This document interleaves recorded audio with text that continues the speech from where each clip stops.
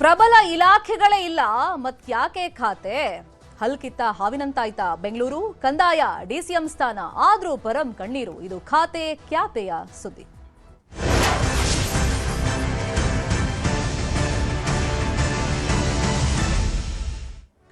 ಮತ್ತೊಮ್ಮೆ ತಮಗೆ ಸಿಎಂ ಸ್ಥಾನ ಕೈ ತಪ್ಪಿದ್ದಕ್ಕೆ ಡಿಸಿಎಂ ಪರಮೇಶ್ವರ್ ಕಣ್ಣೀರನ್ನ ಹಾಕಿದ್ದಾರೆ. ಒಂದಲ್ಲ ಎರಡಲ್ಲ 3 ಸಲ ಆಯಿತು ಸಿಎಂ ಸ್ಥಾನ ಕೈ ತಪ್ಪುವ ಚಾನ್ಸ್ ಅಂತ. ತುಮಕೂರಲ್ಲಿ ಡಿಸಿಎಂ ಡಾಕ್ಟರ್ ಜಿ ಪರಮೇಶ್ವರ್ ಭಾವುಕರಾಗಿದ್ದಾರೆ, ಅಂದ್ರೆ ಕಣ್ಣೀರನ್ನೇ ಹಾಕಿದ್ದಾರೆ. 2013ರಲ್ಲಿ ನಾನು ಸೋತಿದ್ರಿಂದ ಸಿದ್ದರಾಮಯ್ಯ ಅವರು ಸಿಎಂ ಆದ್ರು. ಬಹುಶಃ ಆ ಟರ್ಮ್ ಅಲ್ಲಿ ನಾನು ಗೆದ್ದಿದ್ದಿದ್ರೆ ಸಿದ್ದರಾಮಯ್ಯ ಸಿಎಂ ಆಗ್ತಿರ್ಲಿಲ್ಲ, ನನಗೆ ಅವಕಾಶ ಸಿಗ್ತಾ ಇತ್ತು. ಮತ್ತೊಮ್ಮೆ ಸಮ್ಮಿಶ್ರ ಸರ್ಕಾರದಲ್ಲೂ ಕೂಡ ಸಿಎಂ ಸ್ಥಾನ ನನ್ನ ಕೈತಪ್ಪಿ ಹೋಯಿತು. ಈ ಬಾರಿ ಒಂದು ನಿರೀಕ್ಷೆ ಇತ್ತು, ಈ ಬಾರಿಯೂ ಸಿಎಂ ಸ್ಥಾನಕ್ಕೆ ಪ್ರಯತ್ನವನ್ನ ಮಾಡಿದ್ದೆ, ಆದ್ರೆ ಕಾರಣಾಂತರಗಳಿಂದ ಈಗಲೂ ಕೂಡ ಸಿಎಂ ಆಗೋಕೆ ಆಗಲಿಲ್ಲ.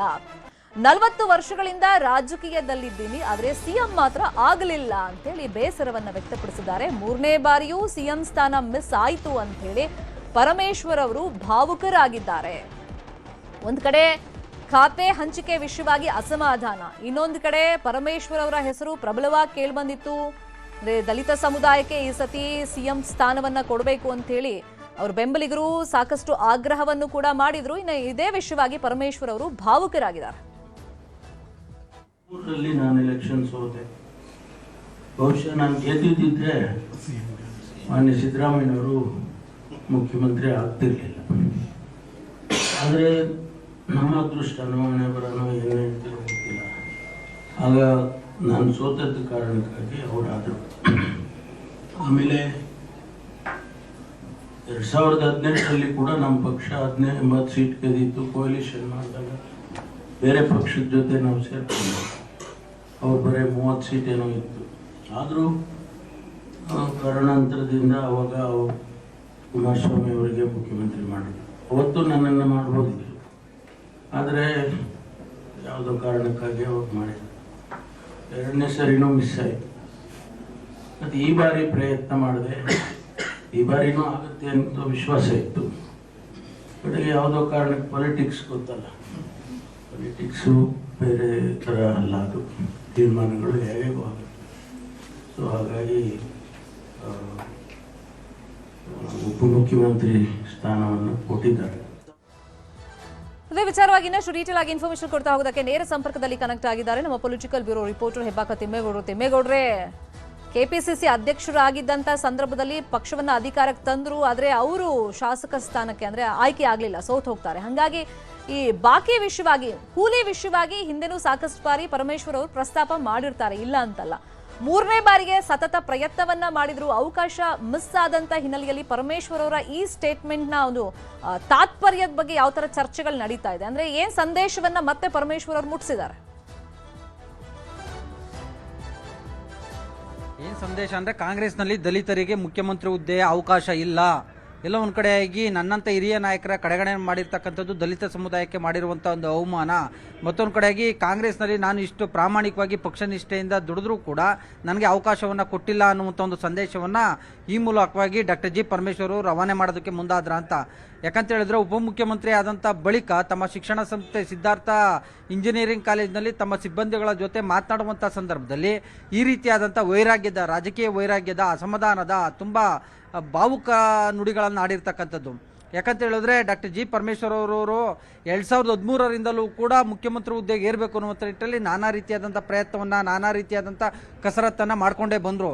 2013ರಲ್ಲಿ ಅವರು ಕೆಪಿಸಿಸಿ ಅಧ್ಯಕ್ಷರಾಗಿದ್ದರು. ಕೆಪಿಸಿಸಿ ಅಧ್ಯಕ್ಷರಾದಂಥ ಸಂದರ್ಭದಲ್ಲಿ ಅವರ ನೇತೃತ್ವದಲ್ಲಿ ನಡೆದಂಥ ಒಂದು ಚುನಾವಣೆಯಲ್ಲಿ ಪಕ್ಷ ಅಧಿಕಾರಕ್ಕೆ ಬಂತು. ಆದರೆ ರಾಜಕೀಯವಾದಂಥ ಕೆಲವೊಂದು ತಂತ್ರಗಾರಿಕೆಯಿಂದಾಗಿ ಡಾಕ್ಟರ್ ಜಿ ಪರಮೇಶ್ವರ್ ಅವರು ಹಿನ್ನಡೆಯನ್ನು ಉಂಟಾಯಿತು ಕೊರಟಗೆರೆ ವಿಧಾನಸಭಾ ಕ್ಷೇತ್ರದಲ್ಲಿ. ಅವ್ರಿಗೆ ಅವತ್ತು 2013ರಲ್ಲಿ ಕೊರಟಗೆರೆ ವಿಧಾನಸಭಾ ಕ್ಷೇತ್ರದಿಂದ ಏನಾದರೂ ಗೆಲುವನ್ನು ಸಾಧಿಸಿದ್ರೆ ಅವತ್ತು ಡಾಕ್ಟರ್ ಜಿ ಪರಮೇಶ್ವರ್ ಅವರು ಕಾಂಗ್ರೆಸ್ನ ಸಂಪ್ರದಾಯದಂತೆ ಕೆಪಿಸಿಸಿ ಅಧ್ಯಕ್ಷರಾಗಿ ಅವರು ಅವತ್ತು ಮುಖ್ಯಮಂತ್ರಿ ಆಗ್ತಾ ಇದ್ರು. ಅವತ್ತು ಅವಕಾಶದಿಂದ ವಂಚಿತರಾದರು. 2018ರಲ್ಲಿ ಏನು ಮೈತ್ರಿ ಗೌರ್ಮೆಂಟ್ ಬಂತು, JDS ಮತ್ತು ಕಾಂಗ್ರೆಸ್ ಅಧಿಕಾರಕ್ಕೆ ಬಂತು, ಮೈತ್ರಿ ಸರ್ಕಾರ. ಅವತ್ತು ಕಾಂಗ್ರೆಸ್ 80 ಸ್ಥಾನಗಳನ್ನು ಪಡ್ಕೊಂಡಿತ್ತು. 80 ಸ್ಥಾನಗಳನ್ನು ಪಡ್ಕೊಂಡಿದ್ರು ಕೂಡ ಕಾಂಗ್ರೆಸ್ ನಾಯಕರು ಡಾಕ್ಟರ್ ಜಿ ಪರಮೇಶ್ವರ್ ಅವರು ಮುಖ್ಯಮಂತ್ರಿ ಆಗಬೇಕು ಅನ್ನುವಂಥ ನಿಟ್ಟಿನಲ್ಲಿ ಒತ್ತಡವನ್ನು ಏರಲಿಲ್ಲ. ಎಲ್ಲ ಒಂದು ಕಡೆಗೆ ಅದು ಕೂಡ ಡಾಕ್ಟರ್ ಜಿ ಪರಮೇಶ್ವರ್ ಅವರ ಎರಡನೇ ಹಂತದ ಪ್ರಯತ್ನಕ್ಕೂ ಕೂಡ ಹಿನ್ನಡೆ ಆಯಿತು. ಇದೀಗ CM ಏನು ಮಾಜಿ ಮುಖ್ಯಮಂತ್ರಿ ಸಿದ್ದರಾಮಯ್ಯನವರು ಏನು ರಾಜೀನಾಮೆಯನ್ನು ಕೊಟ್ಟರು 2026ರಲ್ಲಿ, ಇದೀಗ ಅವರು ಏನು ಆ ಒಂದು ಸಿದ್ದರಾಮಯ್ಯನವರು ಬದಲಾವಣೆ ಆದಂಥ ಸಂದರ್ಭದಲ್ಲಿ ಏನು ಮುಖ್ಯಮಂತ್ರಿಯಾಗಿ DK ಶಿವಕುಮಾರ್ ಅವರು ಮುಖ್ಯಮಂತ್ರಿ ಆದರು, ಆ ಒಂದು ಸಂದರ್ಭದಲ್ಲಿ ಡಾಕ್ಟರ್ ಜಿ ಪರಮೇಶ್ವರ್ ಅವರು ಮೂರನೇ ಹಂತದ ಫೈನಲ್ ಅಟೆಂಪ್ಟನ್ನು ಮಾಡೋದಕ್ಕೆ, ಫೈನಲ್ ಒಂದು ಪ್ರಯತ್ನವನ್ನು ಮಾಡೋದಕ್ಕೆ ಮುಂದಾದರು. ಅಂದರೆ ದಲಿತ CM ದಾಳವನ್ನು ಉಳಿಸಿದ್ರು. ಮತ್ತೊಂದು ಕಡೆಗೆ ಹಳೆ ಕೂಲಿಯನ್ನು ಮೊದಲು ಚುಪ್ತ ಮಾಡಲಿ ಅನ್ನುವಂಥ ನಿಟ್ಟಿನಲ್ಲಿ ಬೆಂಬಲಿಗರ ಮೂಲಕವಾಗಿ ಹೇಳಿಕೆಯನ್ನು ಕೊಡಿಸಿದ್ರು. ಇದೆಲ್ಲವೂ ಕೂಡ ಆಯಿತು. ಆದರೆ ಡಾಕ್ಟರ್ ಜಿ ಪರಮೇಶ್ವರ್ ಅವರ ಅಂತಿಮ ಪ್ರಯತ್ನ ಎಲ್ಲೋ ಒಂದು ಕಡೆಗೆ ವಿಫಲವಾಯಿತಾ ಅನ್ನುವಂಥ ನಿಟ್ಟಲ್ಲಿ. ಸೊ ಹೀಗಾಗಿ ತಮ್ಮ ಸಿಬ್ಬಂದಿಗಳ ಜೊತೆ, ತಮ್ಮ ಶಿಕ್ಷಣ ಸಂಸ್ಥೆಯ ಸಿಬ್ಬಂದಿಯವರ ಜೊತೆ ಈ ರೀತಿಯಾದಂಥ ಒಂದು ಅಸಮಾಧಾನವನ್ನು, ಅಳಲನ್ನು ತೋಡ್ಕೊಂಡಿರುವಂಥದ್ದು. ಯಾಕಂತ ಹೇಳಿದ್ರೆ ಡಾಕ್ಟರ್ ಜಿ ಪರಮೇಶ್ವರ್ ಅವರ ಇವತ್ತಿನ ಒಂದು ಸ್ಟೇಟ್ಮೆಂಟ್ ಇದೆಯಲ್ಲ, ಅಂದರೆ ಅವ್ರ ಸಿಬ್ಬಂದಿಗಳ ಜೊತೆ ಮಾತನಾಡುವಂಥ, ನಾನು ರಾಜಕೀಯದಿಂದನೇ ದೂರ ಸರಿಬೇಕು, ನಾನು ಪಕ್ಷದಿಂದನೇ ದೂರ ಹೋಗ್ತೀನಿ ಎನ್ನುವಂಥ ನಿಟ್ಟಲ್ಲಿ ಏನು ವರಿಷ್ಠರ ಮುಂದೆ ಹೇಳಿದ್ದೆ. ನನಗೆ ಈ ಬಾರಿ ಕೊನೆಯ ಪ್ರಯತ್ನದಲ್ಲಿ ಮುಖ್ಯಮಂತ್ರಿ ಹುದ್ದೆಗೆ ಏರಲೇಬೇಕು ಅನ್ನುವಂಥ ನಿಟ್ಟಲ್ಲಿ ಅಂತಿಮ ಹಂತದ ಪ್ರಯತ್ನವನ್ನು ಮಾಡಿದೆ. ಆದರೆ ಕೆಲವೊಂದು ರಾಜಕೀಯ ಕಾರಣಗಳಿಂದಾಗಿ ನನಗೆ ಈ ಬಾರಿಯೂ ಕೂಡ ಕೈ ತಪ್ಪಿ ಹೋಯಿತು.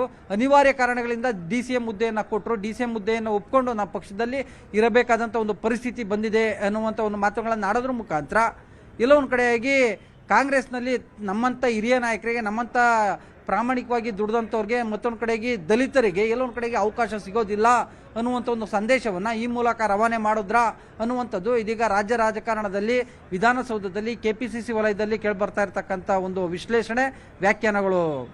ಥ್ಯಾಂಕ್ ಯು ತಿಮ್ಮೇಗೌಡ್ರೆ, ಕ್ಷಣದ ಮಾಹಿತಿಯನ್ನು ಕೊಟ್ಟಿದ್ದಕ್ಕೆ. ಇನ್ನೊಂದ್ ಕಡೆ DK ಶಿವಕುಮಾರ್ ಸರ್ಕಾರದಲ್ಲಿ ಖ್ಯಾತೆ ಇನ್ನೂ ಮುಗಿದಿಲ್ಲ, ಅರ್ಧ ಖಾತೆ ಬೇಡ, ಕೊಟ್ರೆ ಪೂರ್ತಿ ಖಾತೆ ನನಗೆ ಕೊಡಿ ಅಂತ ಹೇಳಿ ಹೈಕಮಾಂಡ್ಗೆ ಸಚಿವ ಕೃಷ್ಣ ಬೈರೇಗೌಡ ಮನವಿಯನ್ನ ಮಾಡಿದ್ದಾರೆ. ಒಂದ್ ಕಡೆ ಈ ಬೆಂಗಳೂರು ನಗರಾಭಿವೃದ್ಧಿ ಖಾತೆ ವಿಷಯವಾಗಿನೇ ಮೊನ್ನೆಯಿಂದ ಆದಂತ ಬೆಳವಣಿಗೆಯನ್ನ ಗಮನಿಸಿದ್ವಿ, ರಾಮಲಿಂಗಾರೆಡ್ಡಿ ಅವರು ಕೋಪ. ಇನ್ನೊಂದು ಕಡೆ ಖಾತೆ ಕೊಟ್ಟಿದ್ದಾರೆ, ಆದ್ರೆ ಅರ್ಧಂಬರ್ಧ ಖಾತೆ ಕೊಟ್ಟಿದ್ದಾರೆ, ಕೊಟ್ರೆ ಪೂರ್ತಿ ಕೊಡಿ, ಇಲ್ಲಾಂದ್ರೆ ಆ ಖಾತೆನೇ ನನಗೆ ಬೇಡ ಅಂತೇಳಿ ಕೃಷ್ಣ ಬೈರೇಗೌಡರು ತಮ್ಮ ಅಸಮಾಧಾನವನ್ನ ವ್ಯಕ್ತಪಡಿಸಿದ್ದಾರೆ. ಕೊಟ್ಟಿರುವಂತ ಖಾತೆಯಲ್ಲಿ BMRDA ಮತ್ತೆ BDA ಸೇರಿಲ್ಲ. ಇವಿಲ್ಲದೆ ಬೆಂಗಳೂರು ನಗರಾಭಿವೃದ್ಧಿ ಹೆಂಗೆ ಕೆಲಸ ಮಾಡೋದು, ಹೆಂಗೆ ಅದು ಬಿಟ್ಟು ಕೆಲಸ ಮಾಡಕ್ ಸಾಧ್ಯ ಇಲ್ಲ ಅಂತೇಳಿ ಕೃಷ್ಣ ಬೈರೇಗೌಡ ಹೇಳಿದ್ದಾರೆ. BMRDA BDA ಸೇರಿಸುವಂತೆ ಈಗ ಕೃಷ್ಣ ಬೈರೇಗೌಡರು ಪಟ್ಟನ್ನ ಹಿಡಿದಿದ್ದಾರೆ. ಉಸ್ತುವಾರಿ ಸುರ್ಜೇವಾಲಾ ಅವ್ರ ಬಳಿ ಡಿಮ್ಯಾಂಡ್ ಅನ್ನ ಇಟ್ಟಿದ್ದಾರಂತೆ. ಎಲ್ಲವನ್ನೂ ಸೇರಿಸ್ಕೊಡಿ, ಇಲ್ಲ ಅಂತಂದ್ರೆ ನಂಗೆ ಹಳೆ ಖಾತೆನೇ ಕೊಡಿ, ಹಿಂದೆ ಕಂದಾಯ ಖಾತೆಯನ್ನ ನಾನು ನಿರ್ವಹಿಸಿದ್ದೆ, ಸಮರ್ಥವಾಗಿ ನಿರ್ವಹಿಸಿದ್ದೆ, ಅದೇ ಖಾತೆ ಕೊಡಿ, ಅರ್ಧಂಬರ್ಧ ಖಾತೆ ಈ ಬೆಂಗಳೂರು ನಗರಾಭಿವೃದ್ಧಿ ವಿಷಯದಲ್ಲಿ ನನಗೆ ಬೇಡ. BDA BMRDA ಈಗಿನ ಖಾತೆಯಲ್ಲಿ ಇಲ್ಲ, BMRCL ಮತ್ತೆ BWSSP ಮಾತ್ರ ಸೇರಿಸಿದ್ದಕ್ಕೆ ಬೇಸರವನ್ನ ವ್ಯಕ್ತಪಡಿಸಿದ್ದಾರೆ. ಸದ್ಯಕ್ಕೆ BDA ಮತ್ತೆ BMRDA CM ಬಳಿನೇ ಇದೆ. ಈಗ ಅರ್ಧಂಬರ್ಧ ಖಾತೆ ನನಗೆ ಬೇಡ, ಕೊಟ್ರೆ ಪೂರ್ತಿ ಖಾತೆ ಕೊಡಿ, ಆಗ ಬೆಂಗಳೂರನ್ನ ಸಮಗ್ರವಾಗಿ ಅಭಿವೃದ್ಧಿ ಮಾಡೋದಕ್ಕೆ ಸಾಧ್ಯ. ಅರ್ಧಂಬರ್ಧ ಖಾತೆ ಇಟ್ಕೊಂಡು ಕೆಲಸ ಮಾಡಕ್ ಸಾಧ್ಯ ಇಲ್ಲ ಅಂತೇಳಿ ಕೃಷ್ಣ ಬೈರೇಗೌಡರು ಅಸಮಾಧಾನ ವ್ಯಕ್ತಪಡಿಸಿದ್ದಾರೆ. ಹೈಕಮಾಂಡ್ ನಾಯಕರ ಮುಂದೆನೆ ಅಸಮಾಧಾನ ವ್ಯಕ್ತಪಡಿಸಿದ್ದಾರೆ ಅನ್ನೋ ಮಾಹಿತಿ ನ್ಯೂಸ್ 18 ಲಭ್ಯವಾಗಿದೆ. ಇದೇ ವಿಷಯವಾಗಿ ಇನ್ನಷ್ಟು ಡೀಟೇಲ್ ಆಗಿ ಇನ್ಫಾರ್ಮೇಶನ್ ಕೊಡ್ತಾ ಹೋಗೋದಕ್ಕೆ ನೇರ ಸಂಪರ್ಕದಲ್ಲಿ ಕನೆಕ್ಟ್ ಆಗಿದ್ದಾರೆ ನಮ್ಮ political bureau head Chidanand Patel. ಖ್ಯಾತೆ ಇನ್ನೂ ಕೂಡ ಮುಂದುವರೆದಿದೆ. ಬೆಂಗಳೂರು ನಗರಾಭಿವೃದ್ಧಿ ಖಾತೆಗೆ ರಾಮಲಿಂಗಾರೆಡ್ಡಿ ಅವರು ಪಟ್ಟು ಹಿಡಿದಿದ್ದನ್ನ ನೋಡಿದ್ವಿ. ಈಗ ಬೆಂಗಳೂರು ನಗರಾಭಿವೃದ್ಧಿ ಖಾತೆ ಸಿಕ್ಕರೂ ಕೂಡ ಅರ್ಧಂಬರ್ಧ ಖಾತೆ ಇದೆ, ಅದನ್ನ ಹಿಡ್ಕೊಂಡು ಹೆಂಗೆ ಅಭಿವೃದ್ಧಿ ಮಾಡೋದು ನಗರವನ್ನ, ಸರಿಯಾಗಿದೆ ಪ್ರಶ್ನೆ ಕೇಳೋದು ಕೃಷ್ಣ ಬೈರೇಗೌಡರು, ಇಲ್ಲ ಅಂತಲ್ಲ. ಈ ನಿಟ್ಟಿನಲ್ಲಿ ಹೈಕಮಾಂಡ್ ಮುಂದೆ ಯಾವ ತರ ರಿಕ್ವೆಸ್ಟ್ ಅನ್ನ ಇಟ್ಟಿದಾರಂತೆ? ಸಿಟಿ ಮುಖ್ಯಮಂತ್ರಿ DK ಶಿವಕುಮಾರ್ ನೇತೃತ್ವ ಕಾಂಗ್ರೆಸ್ ಸರ್ಕಾರಕ್ಕೆ ಬೆಂಗಳೂರು ನಗರಾಭಿವೃದ್ಧಿ ಖಾತೆ ಅನ್ನೋದು ಒಂಥರ ಗ್ರಹಣ ಬಡಿದಂತೆ ಆಗಿರ್ತಕ್ಕಂಥದ್ದು. ಈಗಾಗಲೇ ಬೆಂಗಳೂರು ನಗರಾಭಿವೃದ್ಧಿ ಖಾತೆಗಾಗಿ ಡಿಮ್ಯಾಂಡ್ ಮಾಡಿ ಎಲ್ಲ ಒಂದು ಕಡೆ ಖಾತೆ ಸಿಗದ ಕಾರಣಕ್ಕೆ ಅನಿವಾರ್ಯವಾಗಿ ಜಲಸಂಪನ್ಮೂಲ ಖಾತೆಯಲ್ಲೇ ಮುಂದುವರಿಲಿಕ್ಕೆ ರಾಮಲಿಂಗಾರೆಡ್ಡಿ ತೀರ್ಮಾನ ಮಾಡಿರ್ತಕ್ಕಂಥದ್ದು. 2 ದಿನಗಳ ರಾಜೀನಾಮೆ ನಾಟಕ ಪ್ರಾಶನ ಅಂತ್ಯವಾಗಿ ಇದೀಗ ಇವತ್ತು ಸಂಜೆ ರಾಮಲಿಂಗಾರೆಡ್ಡಿ ಅವರು ಅಧಿಕೃತವಾಗಿ ಜಲಸಂಪನ್ಮೂಲ ಖಾತೆಯ ಅಧಿಕಾರ ಚುಕ್ಕಾಣಿಯನ್ನು ಹಿಡಿತಿರ್ತಕ್ಕಂಥದ್ದು. ಅಧಿಕಾರಿಗಳ ಸಭೆಯನ್ನು ಕೂಡ ಇವತ್ತು ಸಂಜೆ ವಿಧಾನಸೌಧದಲ್ಲಿ ಕರೆದಿರ್ತಕ್ಕಂಥದ್ದು. ಇದರ ಬೆನ್ನಲ್ಲೇ ಇದೀಗ ಬೆಂಗಳೂರು ನಗರಾಭಿವೃದ್ಧಿ ಖಾತೆ ಅರ್ಧ ಖಾತೆ ಆಗಿದೆ ಮತ್ತು ಸಂಪೂರ್ಣವಾಗಿ ಖಾತೆಯ ಎಲ್ಲ ಜವಾಬ್ದಾರಿಯನ್ನು ಕೊಡಬೇಕಂತೇಳಿ ಈಗಾಗಲೇ ಕೃಷ್ಣ ಬೈರೇಗೌಡರು ಆಗ್ರಹ ಮಾಡಿರ್ತಕ್ಕಂಥದ್ದು. ಕಳೆದ 3 ದಿನಗಳಿಂದಷ್ಟೇ ಕರ್ನಾಟಕ ಕಾಂಗ್ರೆಸ್ ಉಸ್ತುವಾರಿ ಸುರ್ಜೇವಾಲಾರವ್ರನ್ನ ಭೇಟಿಯಾಗಿ ಅಸಮಾಧಾನವನ್ನು ವ್ಯಕ್ತಪಡಿಸಿರ್ತಕ್ಕಂಥದ್ದು. ಪ್ರಮುಖವಾಗಿ ಬೆಂಗಳೂರು ನಗರಾಭಿವೃದ್ಧಿಗೆ ಹೊಂದಿಕೊಂಡಿರ್ತಕ್ಕಂಥ BDA ಮತ್ತು BMRDA ಇಲಾಖೆಗಳನ್ನು ನನ್ನ ಸುಪರ್ದಿಗೆ ವಹಿಸಿಲ್ಲ, ಅವೆರಡೂ ಇಲ್ಲದೆ ಬೆಂಗಳೂರು ಖಾತೆಯನ್ನು ನಿರ್ವಹಿಸಲಿಕ್ಕೆ ಯಾವುದೇ ಕಾರಣಕ್ಕೂ ಸಾಧ್ಯ ಇಲ್ಲ, ಅಪೂರ್ಣ ಆಗುತ್ತೆ, ಸಂಪೂರ್ಣವಾಗಿ ನನಗೆ ಖಾತೆ ಬೇಕು ಅಂತೇಳಿ ಈಗಾಗಲೇ ಬೇಡಿಕೆ ಇಟ್ಟಿರ್ತಕ್ಕಂಥದ್ದು. ಇದರ ಬೆನ್ನಲ್ಲೇ ಮುಖ್ಯಮಂತ್ರಿ ಡಿ ಕೆ ಶಿವಕುಮಾರ್ ಕೂಡ ಬೇಡಿಕೆ ಇಟ್ಟಿರ್ತಕ್ಕಂಥ ಕೃಷ್ಣ ಬೈರೇಗೌಡರು ಬೆಂಗಳೂರು ನಗರಾಭಿವೃದ್ಧಿ ಖಾತೆಯನ್ನು ನಿರ್ವಹಿಸಲು ಅರ್ಧ ಖಾತೆಯಿಂದ ನಾನು ನಿರ್ವಹಿಸಲಿಕ್ಕೆ ಸಾಧ್ಯ ಇಲ್ಲ, BDA ಮತ್ತು BMRDA ಕೂಡ ಕೊಡಬೇಕಂತ ಕೇಳಿರ್ತಕ್ಕಂಥ. ಇವೆರಡೂ ಕೂಡ ಬೆಂಗಳೂರು ನಗರಾಭಿವೃದ್ಧಿಗೆ ಖಾತೆಗೆ ಏನು ಹೇಳ್ತಾರಲ್ಲ ಕಳಸ ಅಂತಲೇ ಹೇಳಲಾಗ್ತದೆ, ಅಂದರೆ ಹೆಡ್ ಇದ್ದಂಗೆ ತಲೆ ಇದ್ದಂಗೆ ಅಂತಲೇ ಹೇಳಲಾಗ್ತದೆ. ಆದರೆ ಈ ಎರಡೂ ಖಾತೆಯನ್ನು ಬೆಂಗಳೂರು ಮಹಾನಗರ ಅಭಿವೃದ್ಧಿ ಪ್ರಾಧಿಕಾರ ಮತ್ತು ನಗರ ಯೋಜನೆ ಮತ್ತು ಬೆಂಗಳೂರು ಡೆವಲಪ್ಮೆಂಟ್ ಅಥಾರಿಟಿ ಇವು ಕೂಡ ಬೆಂಗಳೂರು ನಗರಾಭಿವೃದ್ಧಿ ಖಾತೆ ಏನಾದರೂ ರನ್ ಮಾಡಲಿಕ್ಕೆ ಈ ಮೂರು ಕೂಡ ಇಂಪಾರ್ಟೆಂಟ್ ಆಗಿರ್ತಕ್ಕಂಥ. ಆದರೆ ಈ ಮೂರು ಇಲಾಖೆಗಳನ್ನು ಡಿ ಕೆ ಶಿವಕುಮಾರ್ ಅವರು ಅಂದರೆ ಮುಖ್ಯಮಂತ್ರಿಗಳು ತನ್ನ ಸುಪರ್ದಿಯಲ್ಲಿ ಇಟ್ಕೊಂಡಿರ್ತಕ್ಕಂಥದ್ದು ಇದೀಗ ಅಸಮಾಧಾನಕ್ಕೆ ಬೇಸರಕ್ಕೆ ಕಾರಣ ಆಗಿರ್ತಕ್ಕಂಥದ್ದು. ಹಾಗಾಗಿ ಈ ಮೂರನ್ನು ಕೊಡುವವರೆಗೆ ಕೂಡ ನಾನು ಬೆಂಗಳೂರು ನಗರಾಭಿವೃದ್ಧಿ ಖಾತೆ ಚಾರ್ಜನ್ನು ತೆಗೆದುಕೊಳ್ಳಲ್ಲ ಅಂತ ಹೇಳೋ ಮುಖಾಂತರ ಅಸಮಾಧಾನ ವ್ಯಕ್ತಪಡಿಸಿರ್ತಕ್ಕಂಥದ್ದು. ಮುಖ್ಯಮಂತ್ರಿ ಡಿ ಕೆ ಶಿವಕುಮಾರ್ ಜೊತೆ ಈಗಾಗಲೇ ಬೇಡಿಕೆಯನ್ನು ಇಟ್ಟಿರ್ತಕ್ಕಂಥ ಸುರ್ಜೇವಾಲಾ ಬಳಿ ಕೂಡ ಬೇಡಿಕೆ ಇಟ್ಟಿರ್ತಕ್ಕಂಥ. ಒಂದು ವೇಳೆ BDA ಮತ್ತು BMRDA ಈ ಎರಡೂ ಇಲಾಖೆಗಳನ್ನು ಕೃಷ್ಣ ಬೈರೇಗೌಡರು ಕೊಡಲಿಲ್ಲ ಅಂತೇಳಿ ಬಹುಶಃ ಬೆಂಗಳೂರು ನಗರಾಭಿವೃದ್ಧಿ ಖಾತೆಯನ್ನೇ ತಿರಸ್ಕರಿಸುವ ಸಾಧ್ಯತೆ ಇದೆ ಅಂತ ಹೇಳಲಾಗ್ತಿದ್ದು, ಮತ್ತೊಂದು ಹಂತಕ್ಕೆ ವಿವಾದಕ್ಕೆ ತಿರುಗುವ ಸಾಧ್ಯತೆ ಕೂಡ ತಳ್ಳಿ ಹಾಕುವಂತಿಲ್ಲ ಶರ್ಮಿತಾ ಶೆಟ್ಟಿ.